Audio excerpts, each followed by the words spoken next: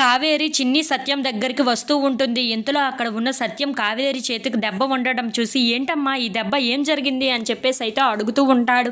ఆ మాటలు వినగానే అక్కడ ఉన్న కావేరి, చిన్న యాక్సిడెంట్ అన్నయ్య అంతే అని చెప్పేసి అయితే అంటూ ఉంటుంది.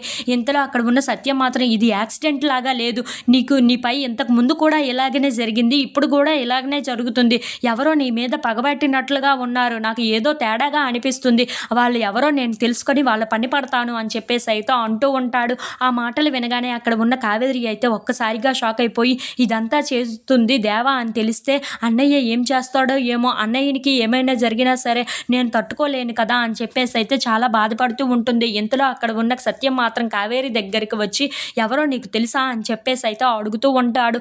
ఆ మాటలు వినగానే అక్కడ ఉన్న కావేరి మాత్రం, అదేమీ లేదన్నయ్య, చిన్న యాక్సిడెంట్ అంతే అని చెప్తున్నాను కదా అని చెప్పేసి అయితే అంటూ ఉంటుంది. ఇంతలో అక్కడ ఉన్న సత్యం మాత్రం, అలా అయితే పర్వాలేదమ్మా అని చెప్పేసి అయితే అంటూ ఉంటాడు.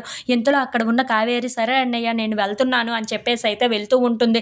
ఇంతలో అక్కడ ఉన్న చిన్ని మాత్రం, ఆగు టీచర్ అమ్మ, నువ్వు ఉదయం నుండి ఏమీ తినలేదు కదా, కాస్త భోజనం తీసుకొని వస్తాను అని చెప్పేసి అయితే అంటూ ఉంటుంది. ఇంతలో అక్కడ ఉన్న సత్యం ఆ మాటలు వినగానే, ఏంటి ఉదయం నుండి ఏమీ తినలేదా, సరే ఉండు ఇక్కడే ఆగు, ఇక్కడ కూర్చో భోజనం తిందువు కానీ అని చెప్పేసి అయితే అంటూ ఉంటాడు. ఇంతలో చిన్ని భోజనం తీసుకొని వస్తూ ఉంటుంది. అది తినడానికి కావేరి ఇబ్బంది పడుతూ ఉంటుంది. అది చూసిన సత్యం మాత్రం, ఏంటి భోజనం తినడానికి కూడా ఇబ్బంది పడుతున్నావా, సరే నువ్వు ఇలా తిరుగు, నేను భోజనం తినిపిస్తాను అని చెప్పేసి అయితే అంటూ ఉంటాడు. ఆ మాటలు వినగానే అక్కడ ఉన్న కావేరి మాత్రం, అవసరం లేదు బ్రో, ఏమీ అవసరం లేదు బ్రో అని చెప్పేసి అయితే అంటూ ఉంటుంది. ఇంతలో అక్కడ ఉన్న సత్యం మాత్రం, నువ్వు కామ్గా ఉండు, నేను తినిపిస్తాను, నువ్వు తిను అని చెప్పేసి అయితే తనకి భోజనం కలిపి మరీ పెడుతూ ఉంటాడు. అది చూసి అక్కడ ఉన్న చిన్ని అయితే చాలా సంతోషిస్తూ ఉంటుంది.